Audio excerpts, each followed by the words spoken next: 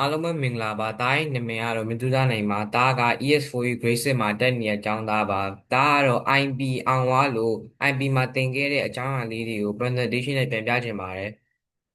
တားကြီးရတဲ့အကြောင်းအရာကတော့ online bookshop ပေါ့ home page ကိုလာရင်စာအုပ်တွေရှိပါတယ်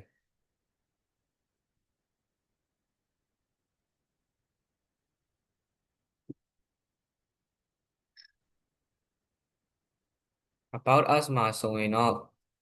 တားရဲ့ personal အကြောင်းအရာလေးရေးရပါတယ် contact မှာဆိုရင်တော့တားရဲ့ဖုန်းနံပါတ်တို့ email တို့ရေးရပါတယ်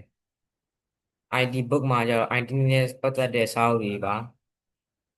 ကောင်တူးမှာလည်းကောင်တူးနဲ့ပတ်သက်တဲ့စာအုပ်တွေပိုမ်မှာလည်းပိုမ်နဲ့ပတ်သက်တဲ့စာအုပ်တွေ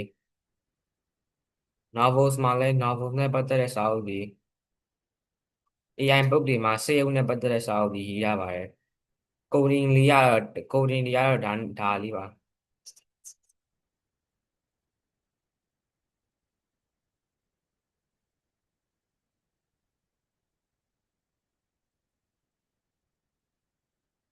ဒီက menu တွေရေးရတဲ့ coding လေးပါဒီကတော့ index အတွက်ဒီကတော့ home အတွက်ဒါကတော့ header folder လေးပေါ့ sub menu ကဒီမှာပါဟုတ်အားလုံးပဲကျေးဇူးတင်ပါတယ်